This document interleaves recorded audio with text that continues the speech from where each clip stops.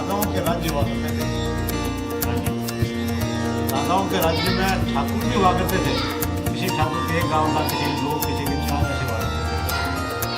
करुणी माता का दोनों करुणी माता राज माता के सामने और फरियाद करने लगे कि माता जी मुझे एक बच्चा दे, यदि मेरा नाम नहीं रहेगा काम नहीं चलेगा। वो ऐसा निवेदन करके रात को अपनी माला खेल कर वहाँ मंदिर में सो गए। नींद के अंदर स्वप्न राज माता के दर्शन होते हैं हमको, और आवाज़ आती है कि तुम्हारे दो बच्ची तो पहले ही है, मगर दो बच्ची और हो गया, उसके बाद में एक बच्चा होगा।